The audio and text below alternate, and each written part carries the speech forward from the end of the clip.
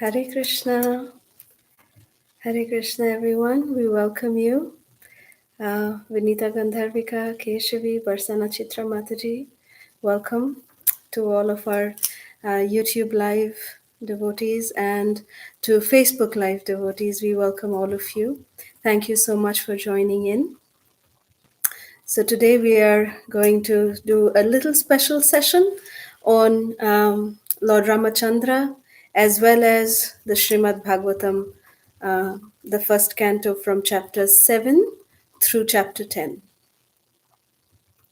Om Namo Bhagavate Vasudevaya. Om Namo Bhagavate Vasudevaya. Om Namo Bhagavate Vasudevaya.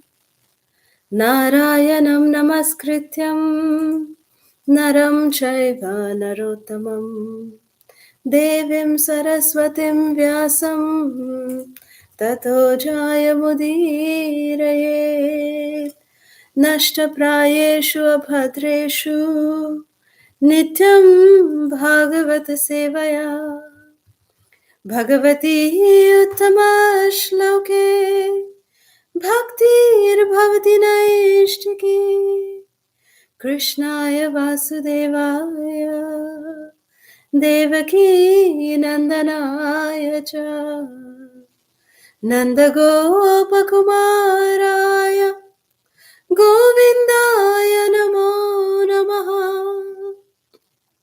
Nama Pankajanabhaya Nama Pankajamalini Nama Pankajanetraya Namaste Pankajangraye Hare Krishna Krishna Krishna Hare Hare Hare Rama Rama Rama Hare Hare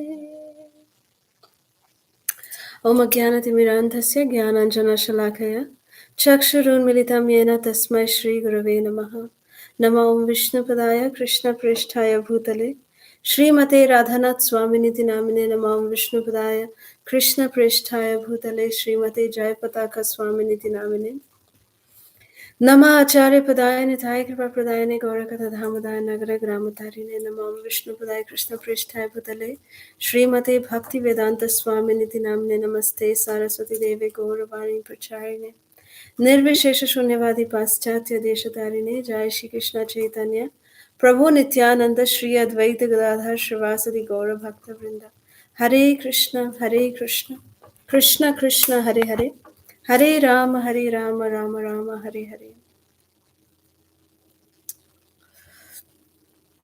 Aradhya Bhagavan Vrajesh Tanayas Tadhama Vrindavanam Ramya Kachidupasana Vrajavadhu Vargena Vakalpita Srimad Bhagavatam Pramanam Amalam Prema Pumartho Mahan Shri Chaitanya Mahaprabhor Matamidam Tatra Dharana Paraha Mukam Karoti Vachalam Pangur Langayate Girim Yat Kripatamaham Vande Shri Gurung Dinatarinam Paramananda Madhavam Shri Chaitanya Ishwaram Hare Krishna Hare Krishna again. We welcome all of you, all of our wonderful Vaishnavas and Vaishnavis on YouTube Live, on Facebook Live. We welcome each and every one of you. Today, we also wish you a very, very auspicious Shri Shri Ram Navami. So in honor of Lord Ramachandra, today we will do a little special session. We will start with two lines of a very beautiful kirtan, which is very dear to my heart. And please sing along in your own, in the shelter of your own homes. Please sing along. Ayodhya Vasi Ram, Ram Ram, Dasharath नंदन राम राम राम अयोध्यावासी राम राम दशरथ नंदन राम पतित पावन जानकी जीवन सीता मोहन राम राम राम पतित पावन जानकी जीवन सीता मोहन राम राम अयोध्यावासी राम राम राम दशरथ नंदन राम राम राम अयोध्यावासी राम राम दशरथ नंदन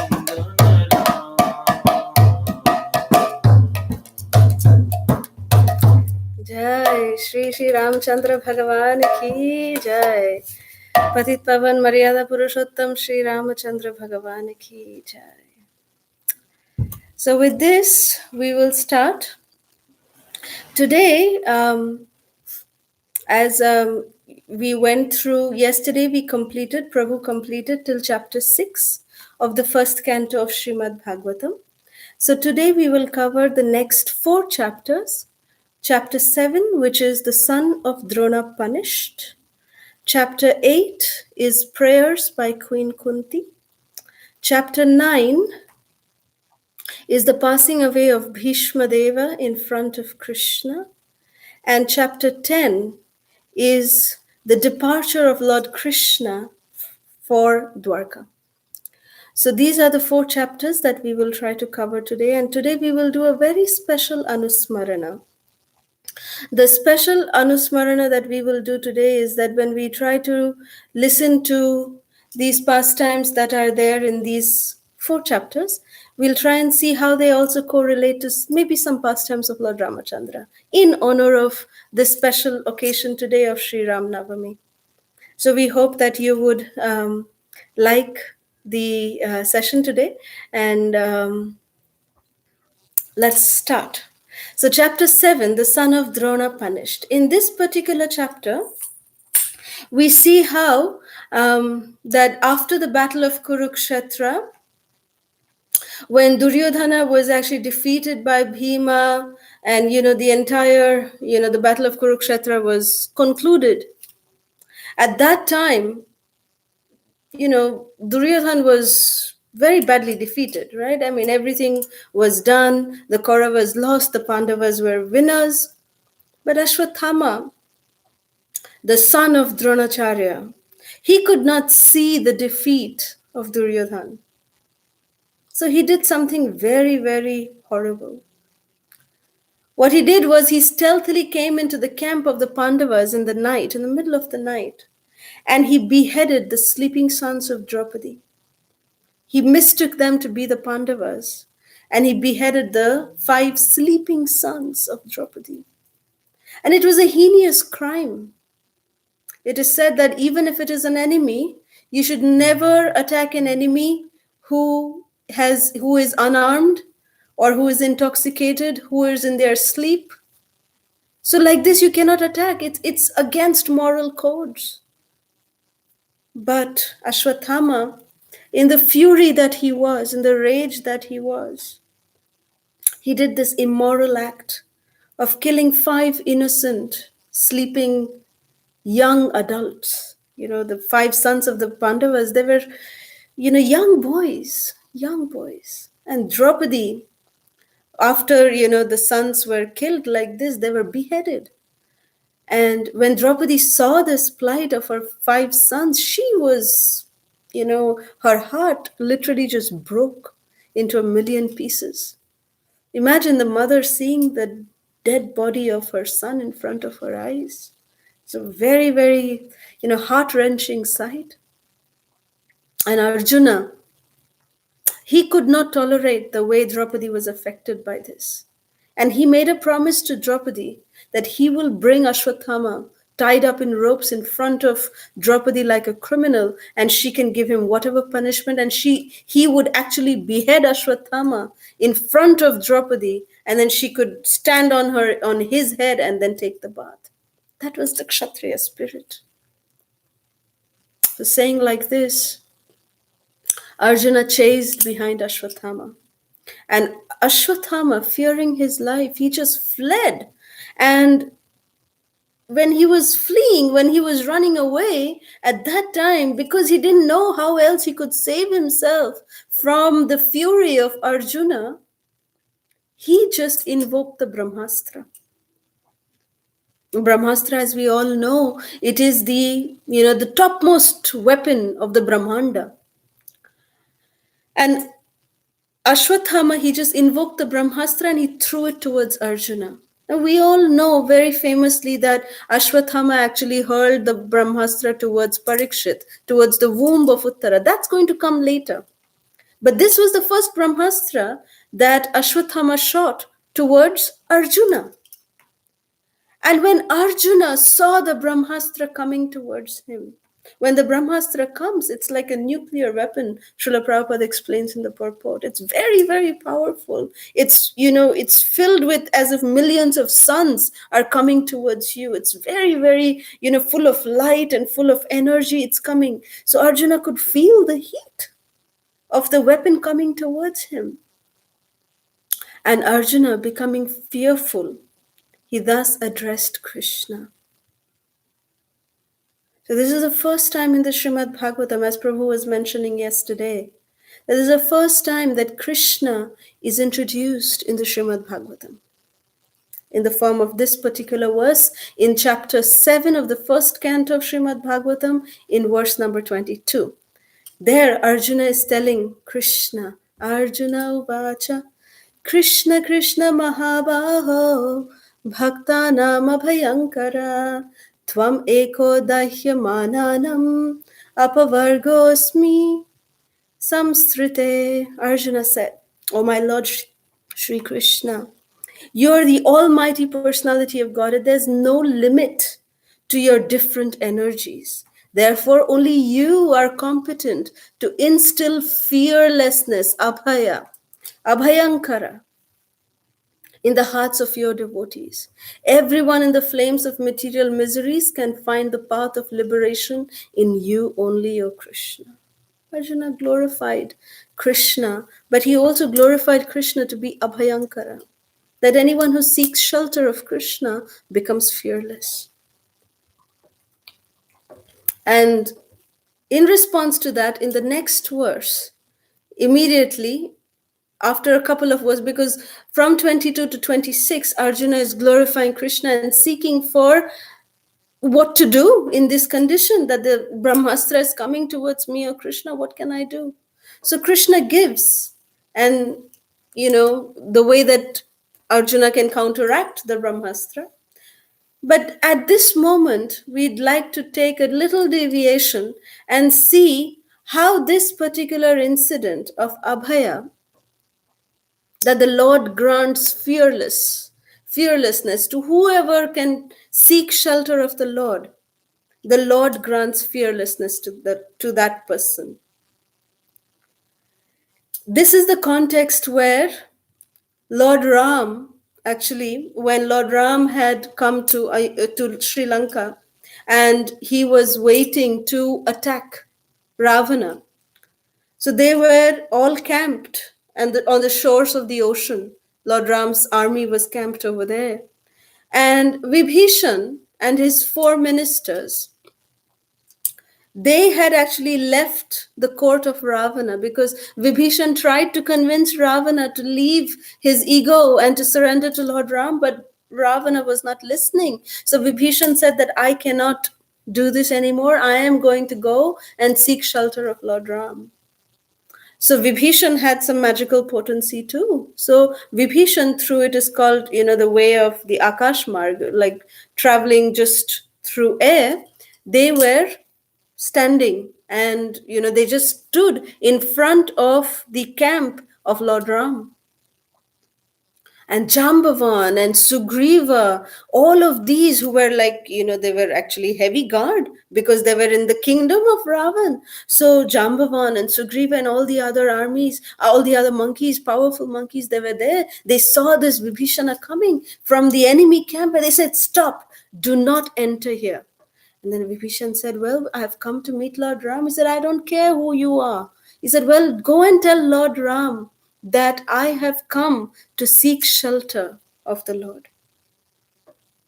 Because the Lord is the one who gives Patita Pavana. He is the refuge of one who seeks shelter to him. So therefore I have come to seek shelter of Lord Ram. Please, please go and tell Lord Ram that I have come. My name is Vibhishan, and I wish to be on the side of Lord Ram.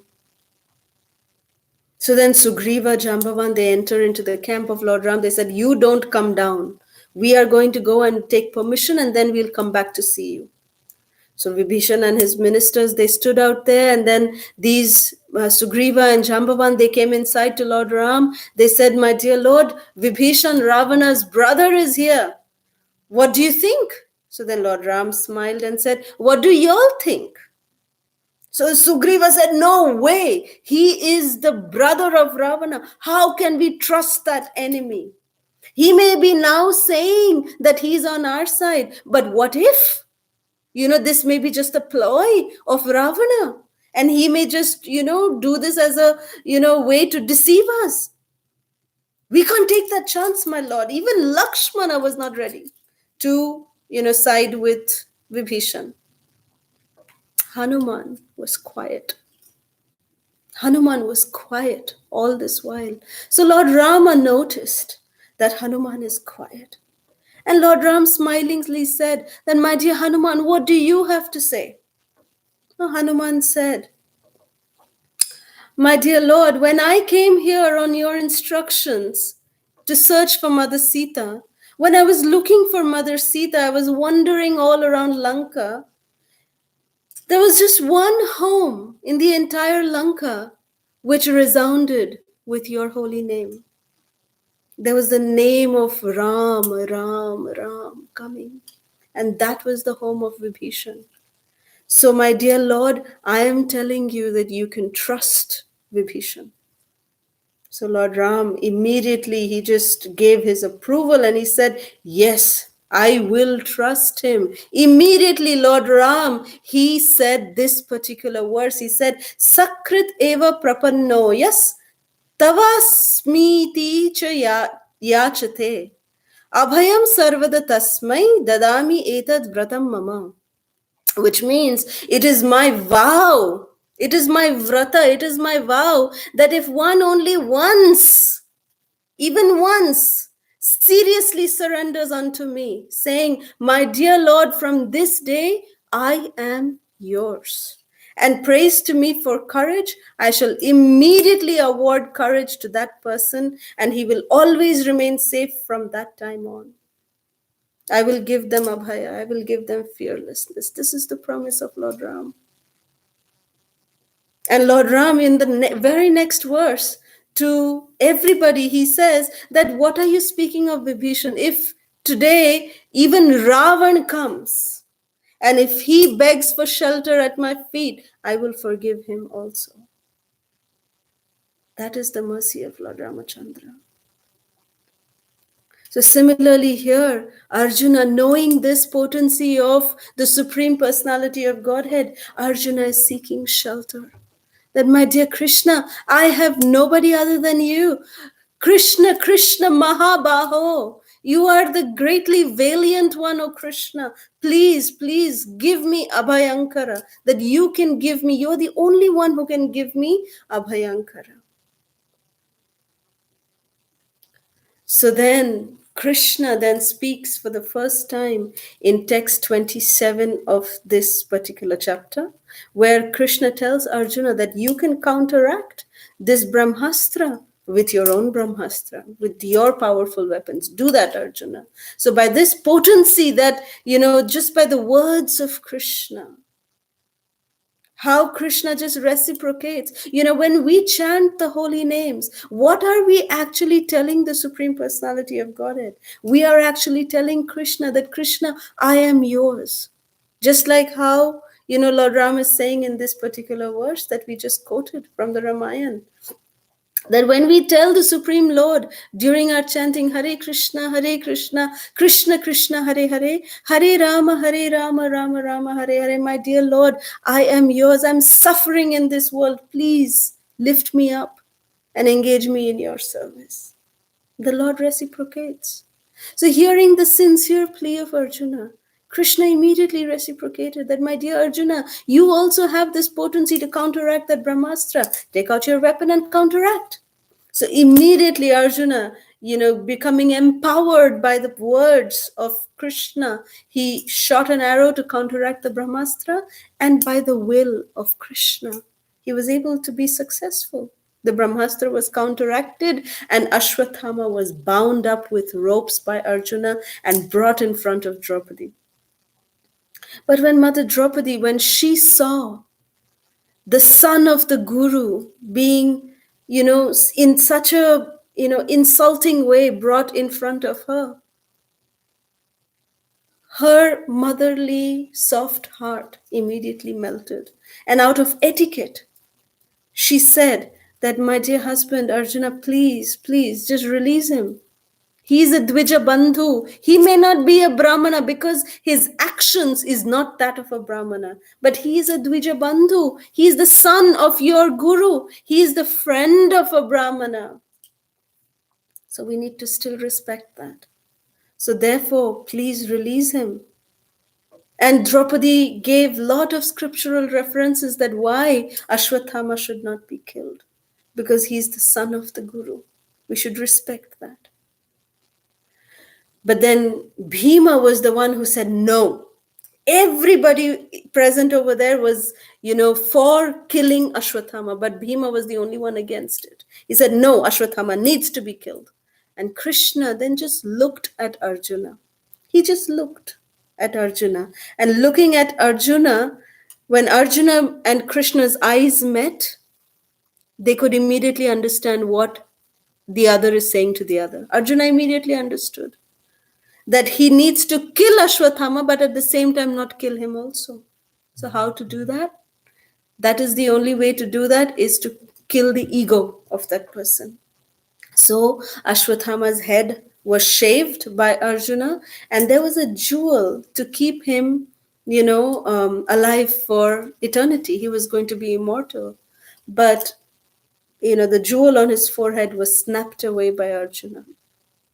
So this way, Ashwathama was punished for the heinous crime that he had committed, and then he was left to go. And Srila Prabhupada actually mentions in the purport to that particular verse, Srila Prabhupada mentions that Ashwathama was cursed to be immortal, and he is still supposed to be, spotted in many places near the Himalayas, even till today, because it's said to be that Ashwathama is still alive.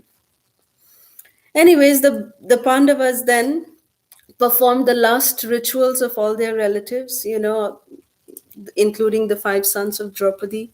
And, then the chapter concludes in this way. But however, in this connection, we also see that how the Lord is extremely favorable to his devotees. The Lord never tolerates any injustice that is done towards his devotees, whoever that person may be.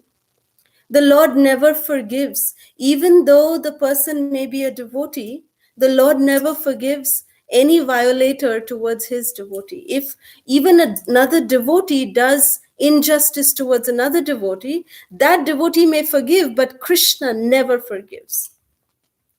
We see that how in this pastime of Ashwathama, that Krishna did not forgive, even though Yudhishthir, Arjun, even Draupadi wanted to forgive Ashwathama, but Krishna did not forgive Ashwathama for the heinous crime that he had done. Krishna did not want to forgive him.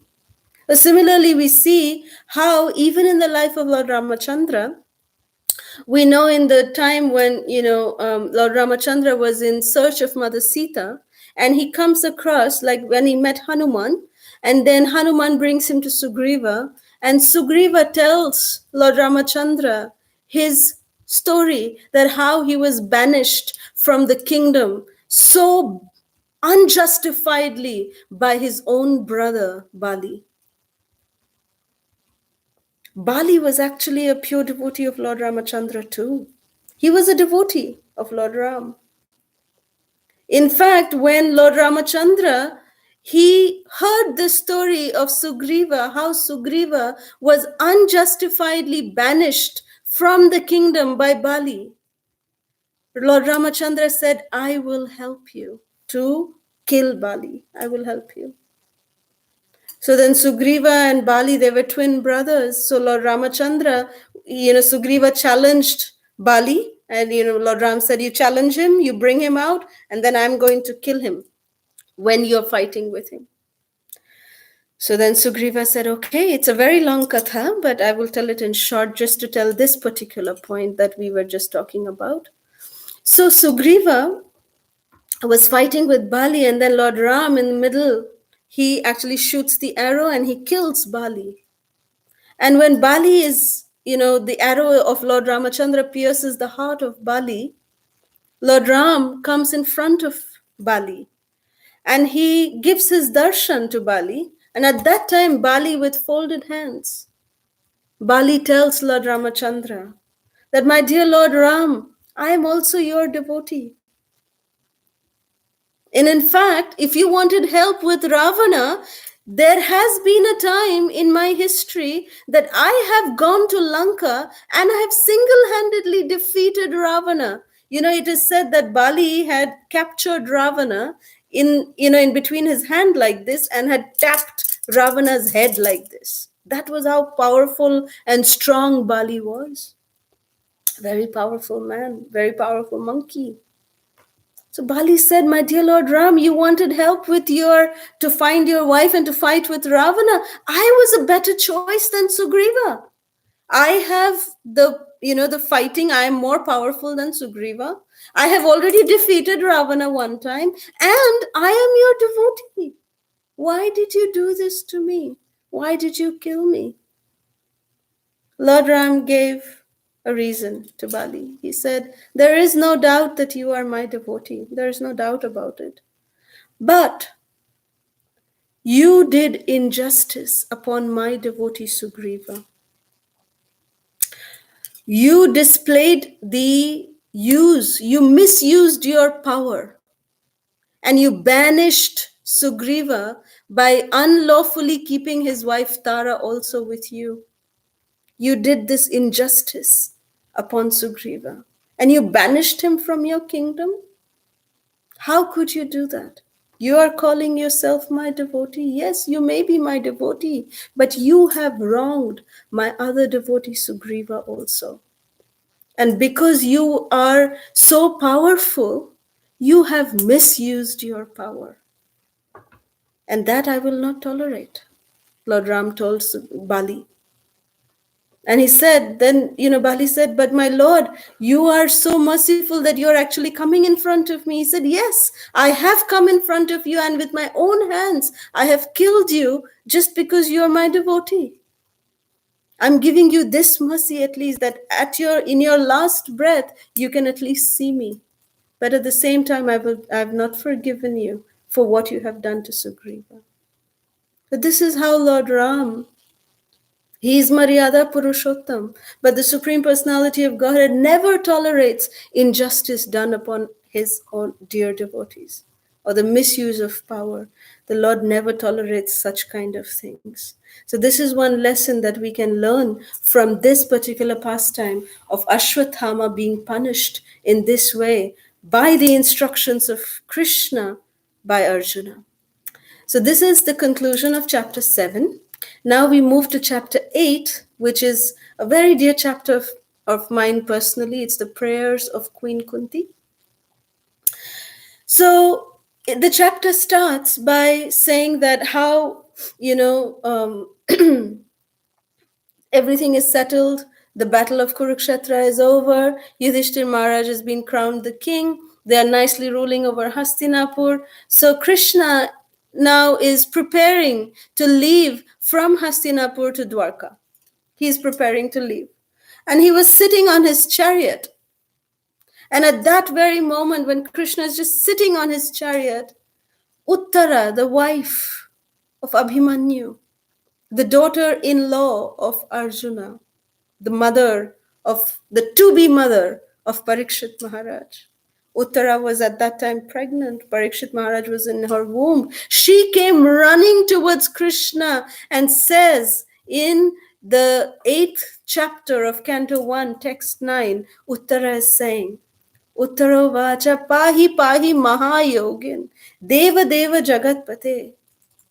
That, oh my Lord, oh Lord of the Lords, oh Lord of the universe, you are the greatest of all mystics. Please, please protect me, for there is no one else who can save me from the clutches of death in this world of duality.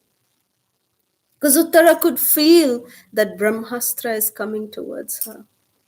Ashwathama, this was the second time that he hurled the Brahmastra. He was so feeling insulted when Arjuna shaved up Ashwathama and took away his stone, his jewel that was there on his forehead. When Arjuna did that, his ego was so much hurt. He said that, okay, if I've not been able to kill the Pandavas, I will kill the seed who is there in the womb of Uttara.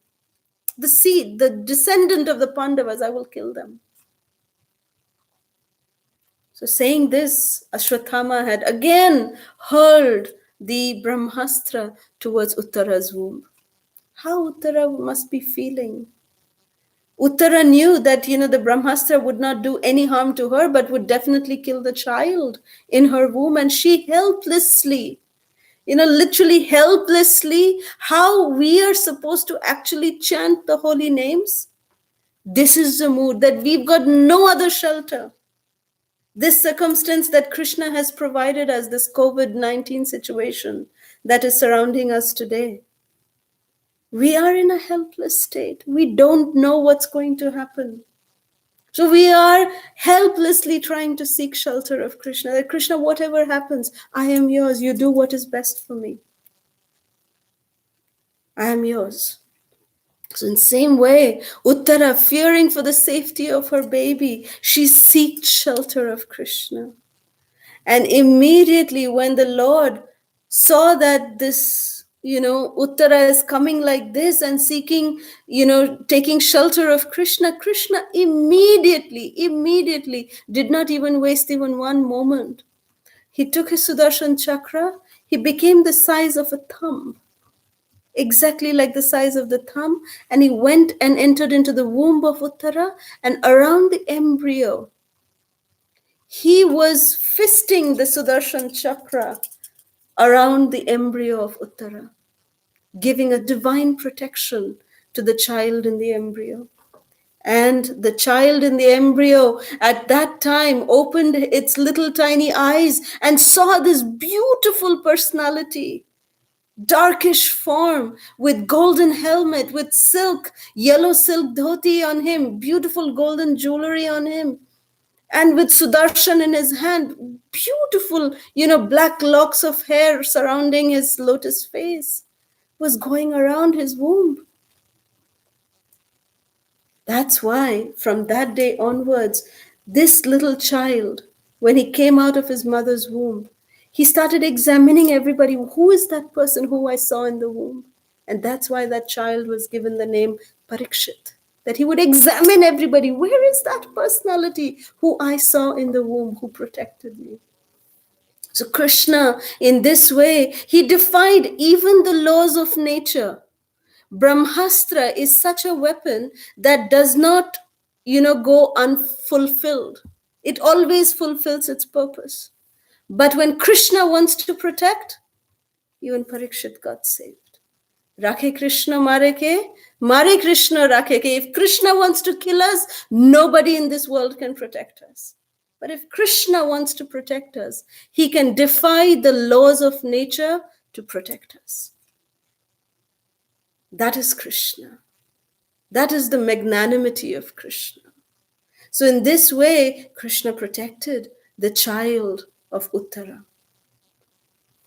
And when this happened, Queen Kunti, the aunt of Krishna, she, from text 18 to 43, in total of 26 verses, Queen Kunti started glorifying Krishna. That Krishna, if it is not for you, who would be our protector? Who would protect us? Who would we go to in the times of our difficulty? One of the most beautiful verses, how, it is said that any prayer always starts from the lotus feet of Krishna. We should glorify the Supreme Lord from the lotus feet above. Even when we take darshan of the deities, it is said that we glorify and take darshan from the lotus feet upwards towards the lotus face. But Queen Kunti, because she was the aunt of Krishna, and that Krishna would probably become very embarrassed if his aunt is glorifying starting from the lotus feet. So therefore, she actually glorified Krishna starting from his lotus navel. The most famous verse of this particular chapter, chapter 8, is in text 22, where Queen Kunti is glorifying Krishna by saying, Nama Pankaja Nabhaya, Nama Pankaja Maline, Nama Pankaja Netraya, Namaste Pankajangraye. That, oh my Lord, I offer my respectful obeisances to you, the one who has a lotus navel. He has a lotus garland. He's got lotus eyes. And finally, she glorifies the lotus feet of the Supreme Lord, so that Krishna is not embarrassed. Such beautiful emotions are being expressed here. How Queen Kunti, she is actually telling Krishna in text 25 of this chapter, she's saying, Vipada Shantu Tashashwat, Tatra Tatra Jagat Guru, Bhavato Darshanam Yatsyad, Apunar Bhavadarshanam. That Krishna, I wish that all the calamities, it would happen again and again and again, so that we could see you again and again. Because seeing you means that we will no longer see repeated birth and death. So Queen Kunti is saying that, my dear Lord, when we were in the midst of all these calamities, you never left us. But look at us now. We've won the battle of Kurukshetra. Everything is peaceful now. My sons are the kings now. And now you're leaving us? How unjustified is this, my dear Lord? So therefore, I don't want this kind of peace. I don't want this kind of kingdom, but rather I would want miseries after miseries after miseries, so that you can stay with us. That is the mode of Queen Kunti. Such glorious prayers. And we were thinking that a very beautiful analogy can be done of Queen Kunti and Mother Shabari from Ramayana. You see, Queen Kunti, she went through a lot of difficulties in her life. She was a young widow.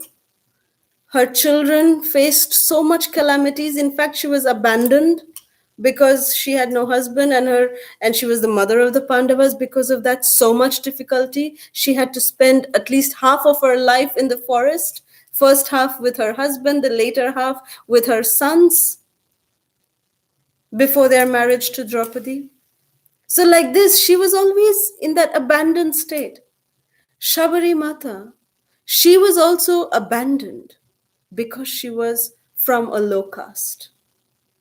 But she was saved by her guru, Mandara Muni.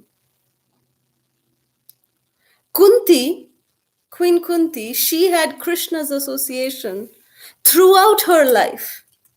Throughout her life, she had Krishna's association. And now Krishna was leaving to go from Hastinapur back to Dwarka. But while Shabari, if we see her life, Mother Shabari, she was meditating on Lord Ram throughout her life. And she just saw Lord Ram once. But the devotion of these two ladies are on the same par, on the same level. So what does this say? That it doesn't really necessary that we need the personal association of the Lord to have devotion to the Lord. Mother Kunti, she had devotion to Lord Krishna because of her personal association with him.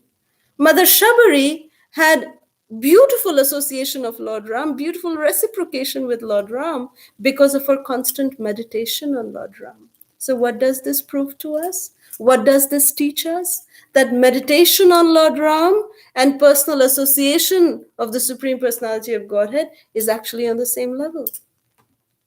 So when we chant the holy names, we are actually directly associating with the Supreme Personality of Godhead. When we chant, we are saying Krishna. Krishna is actually dancing on our tongue. That is the realization with which and the conviction with which we must chant and seek shelter of the holy names. So we thought that this is a good meditation for us to do of Queen Kunti and Mother Shabari. So moving on to chapter 9 is the passing away of Bhishma Pitama in front of Krishna. So at the end of this chapter, end of chapter 8, Queen Kunti, after she glorifies Krishna for saving, again Parikshit and saving her family, then again when Krishna tries to leave, at that time Yudhishthir Maharaj, he becomes very despondent. That's how the chapter ends, chapter 8. And chapter 9 starts with Maharaj Yudhishthir being extremely distressed. He's cursing himself that because of me, this battle of Kurukshetra happened. And so much damage has been done. So much of lives have been lost. And he was blaming himself. He was feeling so discouraged. So Krishna, if he wanted, he could have again convinced Yudhishthir, just the way that he had convinced Arjuna by speaking the Bhagavad Gita to Arjuna. But Maharaj Yudhishthir, Krishna thought that he needs conviction on a different level. You see, one thing about Krishna is that when Krishna does one act, he fulfills many, many purposes. So Krishna thought that I actually want to increase the glories of my very, very dear devotee Bhishma Dev. And Bhishma Dev is also waiting for me to come so that he can see me and then leave his body. So many reasons like this that was there that, Krishna wanted Yudhishthir Maharaj to listen about the tenets of dharma from a personality like Bhishma Pitama. Because Krishna, he said that I do have knowledge, but my knowledge is also theoretical. But Bhishma Pitama has practical knowledge too.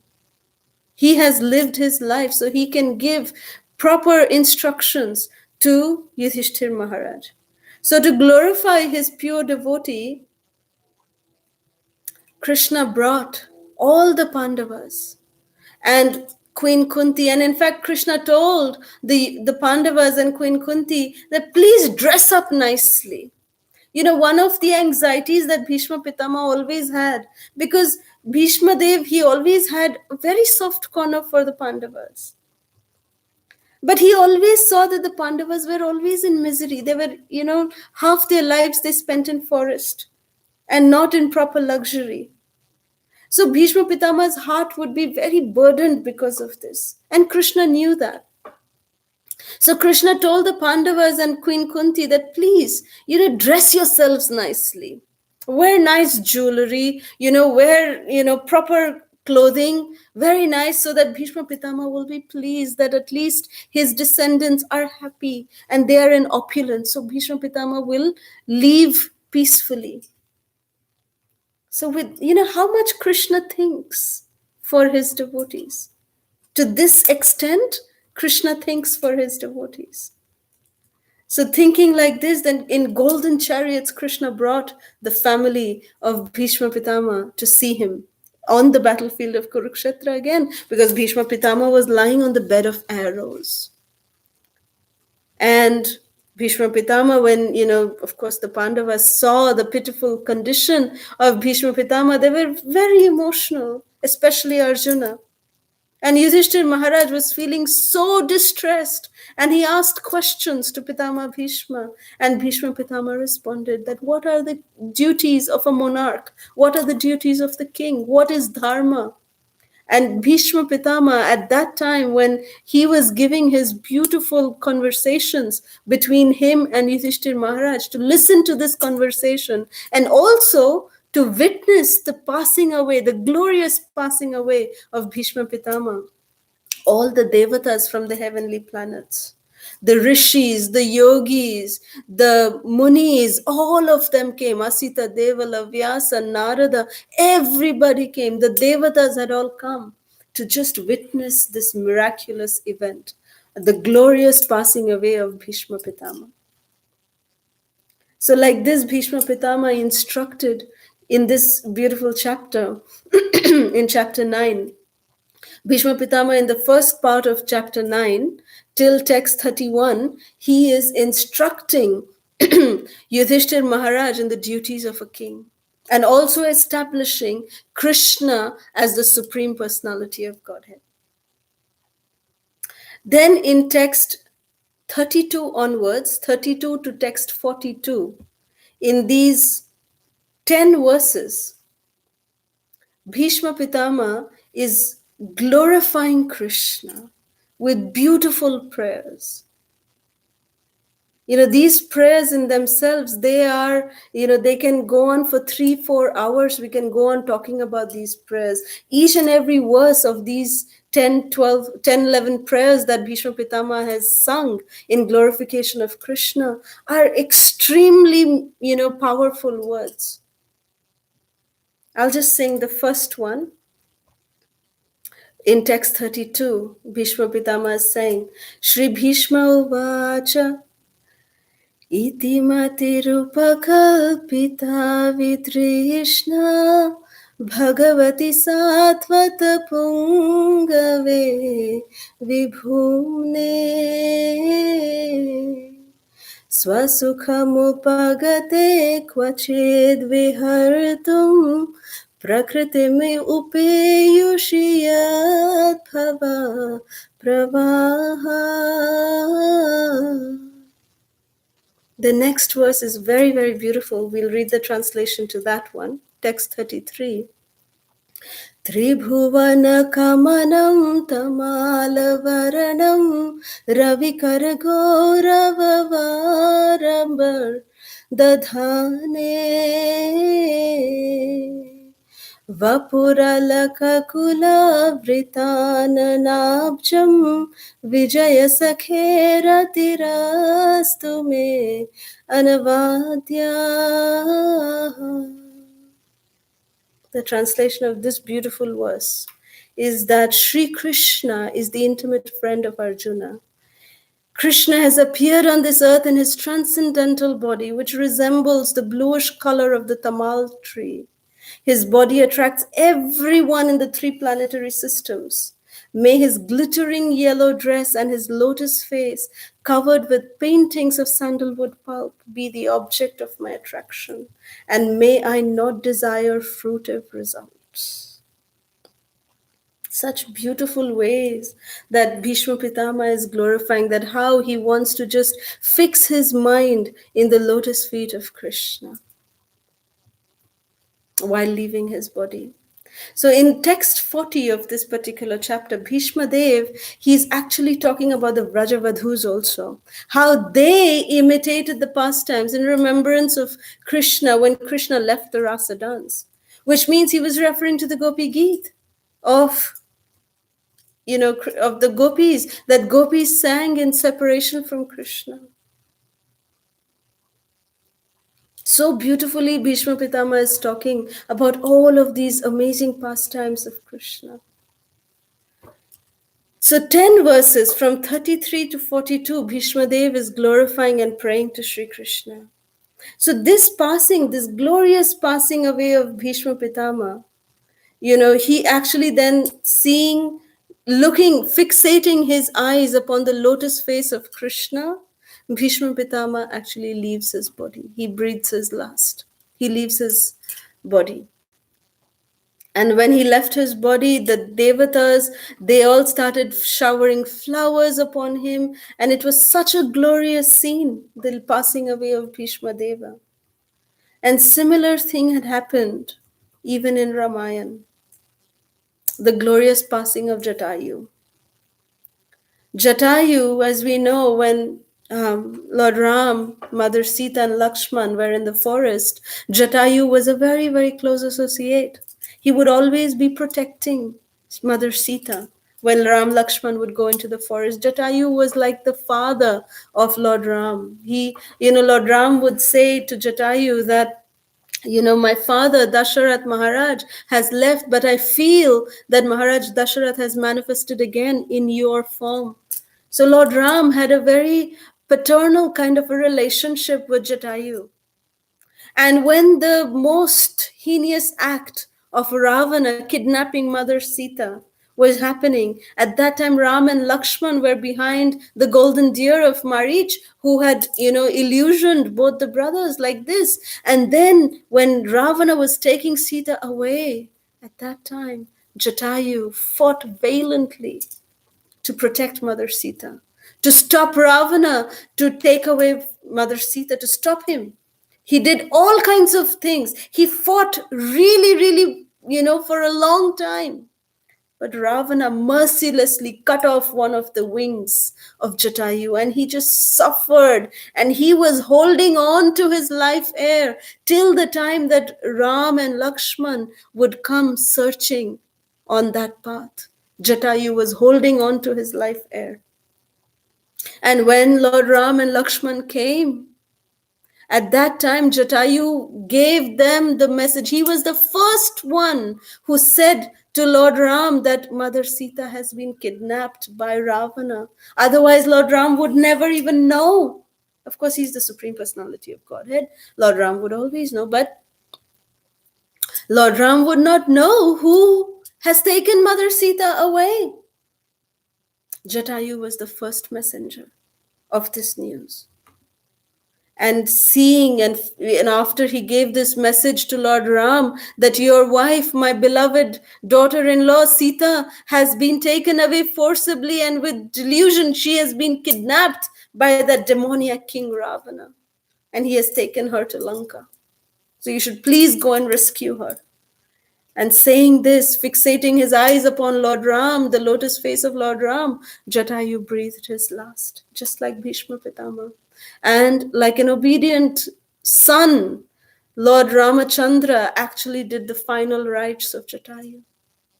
So in this way, Bhishma Pitama, his final rites were also performed by the Pandavas and Krishna himself.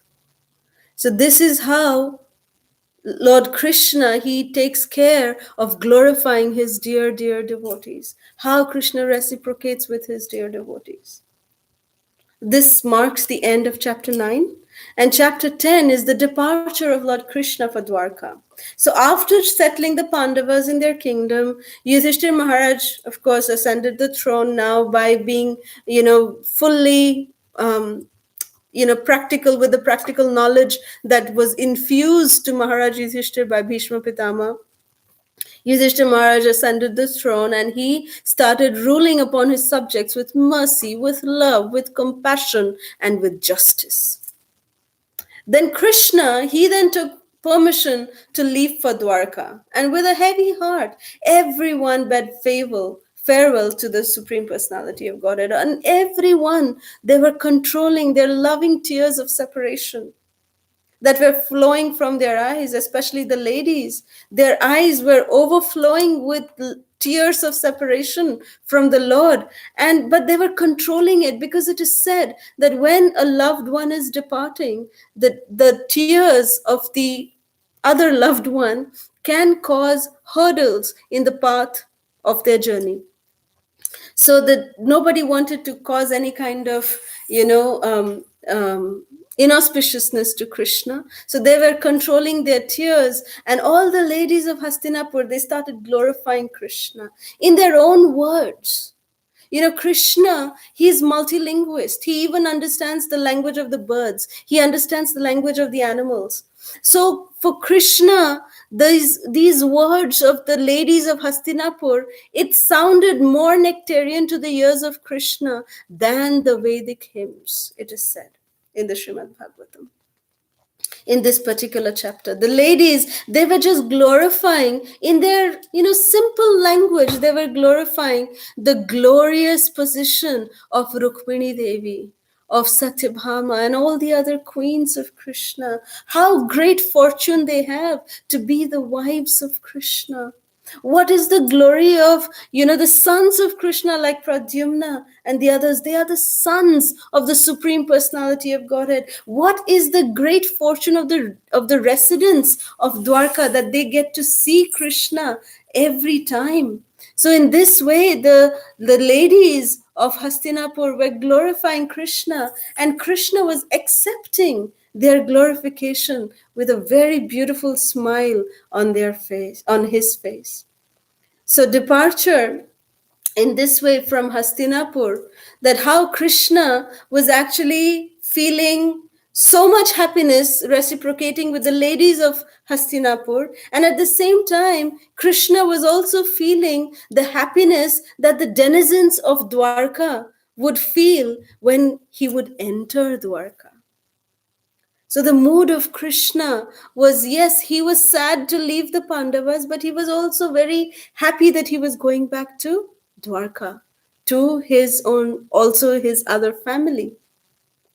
So Lord Ram, after winning the battle against Ravana, he crowned Vibhishan as the king of Lanka, and all the residents of Lanka became, Ram Bhaktas. They were, they became so much in favor of Lord Ram, because Lord Ram did not, act like a ruler, the king who actually becomes victorious against another kingdom. They take everybody else as slaves, but Lord Ram did not do that. He went against that code of the Kshatriya, that Kshatriya code. He went against it, and he actually crowned Vibhishan the king of Lanka. And all the residents of Lanka were so happy, just like how these residents of Hastinapur were so happy. And Lord Ramachandra had to reach on time back to Ayodhya, otherwise Bharat was waiting.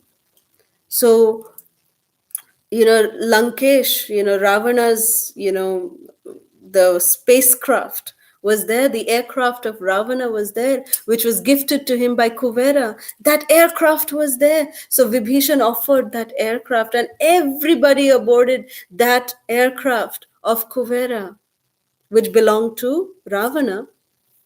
And sitting on that aircraft, everyone was coming towards Ayodhya, which included, the entire monkey army headed by Hanuman, Sugriva, and Nal, Neel, Angada. Everyone was there. Even Vibhishan, he also wanted to come and see Ayodhya. So everyone was coming back with Mother Sita and Lakshman and Lord Ram. And Lord Ram, at that time, when he was bidding farewell to the residents of Lanka, Lord Ram was also anticipating that he would be arriving in Ayodhya soon. He would be meeting his dearly beloved brothers, Bharat and Shatrughna. He would be meeting his beloved mothers, Kaushalya, Sumitra, and Kaikeyi. He would be meeting his beloved Guru. He would be meeting his beloved residents of Ayodhya. He was so much, looking forward to that. So this way, how Krishna was feeling when he was leaving Hastinapur to come to Dwarka, Lord Ram was also feeling the same when he was leaving Lanka, coming to Ayodhya. So with this note, we will end here today. And tomorrow, Prabhu will start with chapter 11, when Krishna has reached Dwarka. So we will start with that note from Prabhu. So today we will end here. And if there's any questions, comments, or reflections, we can take that now. So I believe I have a question from Facebook, from Shiva Mataji. Oh, she has requested on Facebook Live if I can sing Ayodhya Vasi Ram again. Sure. Okay. We'll do that in the end, but let's see if there's any questions. Again, we'd like to thank, and we first of all apologize that today's session went a little long, but because it's special as Ram Navami, we thought that it would be okay. Um, Shweta Surya Narayan, Hare Krishna Mataji. Bhishma Pitama being so close and affectionate to the Pandavas, why did he keep quiet when Draupadi was disrobed and insulted in the court? Very nice question, Shweta Mataji. Well, the thing is that, as we said, that one act of Krishna has many, many reasons, many, many purposes are being served. You see, Bhishma Pitama, he had made two promises, right, to Ganga Devi and to his father. That one was that he would never marry, he would remain Ajanma Brahmachari. And the other was that he would see the reflection of his own father, whoever sat on the throne of Hastinapur. So, although Bhishma Pitama could give his suggestion, but he can't act like the king. That was his dharma. That was the way that his position was. That he was always subservient to the king because he would see the reflection of his own father, whoever was sitting on the throne. So, although Dhritarashtra was, Dhritarashtra was like the son of Pitama Bhishma, but still, Bhishma Pitama saw Shantanu in sitting on the throne. So he could not really say anything. That was his dharma.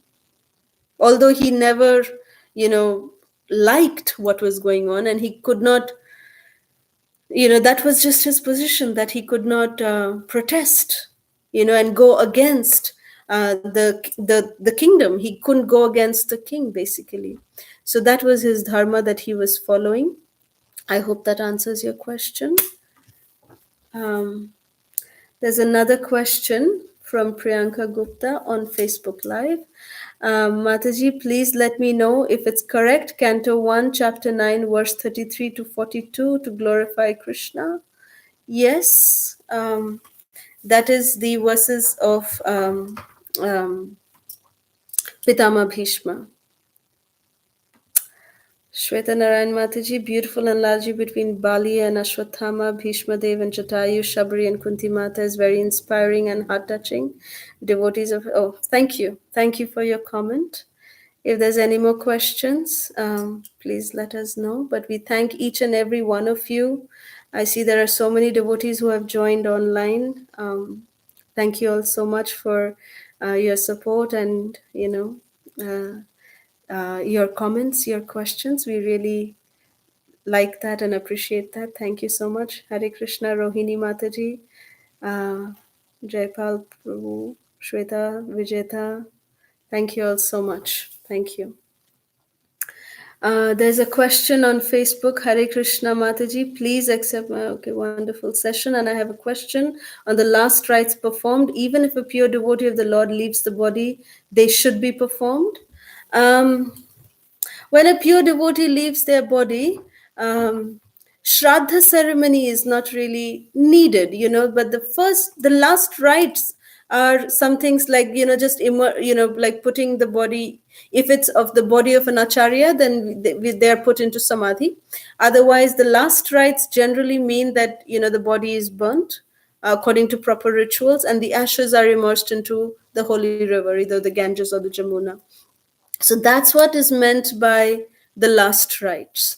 The last rites don't necessarily mean the last rites of a Vaishnava. Generally, this is how it is done, that after the ashes are immersed into the Ganges, then the Vaishnavas are given Vaishnav seva of feeding them nice feast. And that's how even Haridas Thakur's passing away was glorified and celebrated by Lord Chaitanya himself. So that is the same parampara we follow. That Mahaprabhu, after giving samadhi to the transcendental body of Haridas Thakur, Mahaprabhu then, himself bathed in the ocean with all the devotees, and then he gave a beautiful feast to all the devotees and personally fed everybody. So that's how we perform the last rites of a Vaishnava. So Rohini Bhatia Mataji, what is the best way to approach Srimad Bhagavatam for the best outcome? Very nice question, Rohini Mataji. Thank you for that. Um, the best way to approach Srimad Bhagavatam is the same mood with which Maharaj Parikshit approached Srimad Bhagavatam, that our very lives depend on it. You know, when we were listening to the Bhagavad Mahatmya, the second day, we were talking about the pastime of Gokarna. Gokarna asked this very same question to the Vishnudutas, that why did only Dundukari's, why is he the only one getting Swarupya Mukti? Why not everybody else? Everybody else also heard it. The Vishnudutas said that it's because of the intensity, the desire with which Dundukari was listening, that his very life depended on it. That's the sincerity with which we need to approach Srimad Bhagavatam. And it doesn't really come overnight, just like how we say that we need to surrender. Surrender doesn't come overnight. But to some devotees, it can come overnight. Just like to Maharaj Khatwanga, surrender came in a moment. In a moment, he just was able to surrender everything to Krishna. But not all of us can do that. So therefore, it needs practice. So therefore, each and every time that we approach the Srimad Bhagavatam, let us approach it with, sincerity, with a sincere and earnest desire to really listen to the words of the Srimad Bhagavatam as if our very lives depend on it. Then we get the full benefit of Bhagavad Katha. We get the full benefit. Thank you. I hope this answers your question, Rohini Mataji.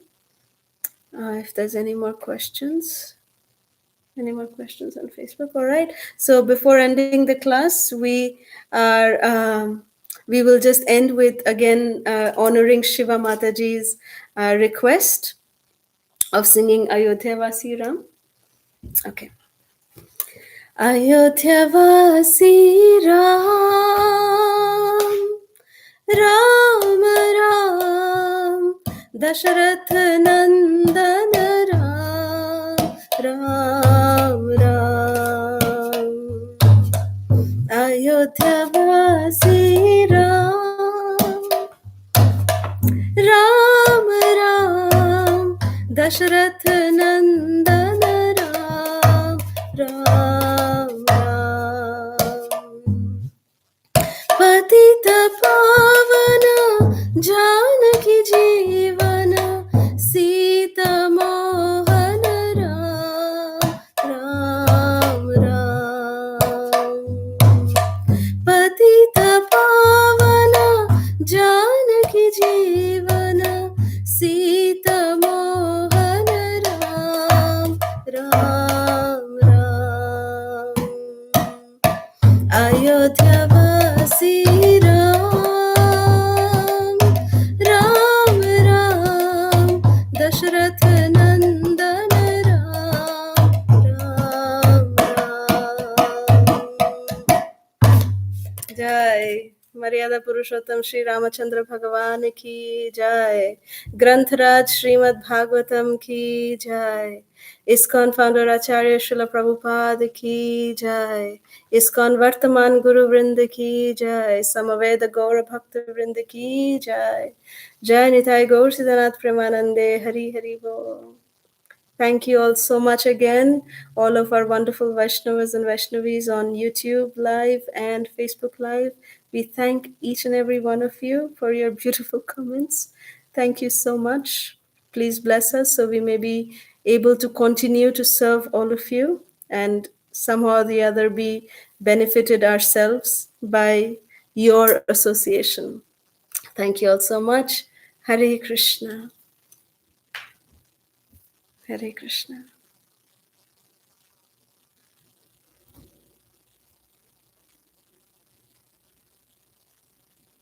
So again, we'd like to thank Premlata Mataji, Vrindavani Mataji. Thank you all so much. So we'll end now. Thank you very much.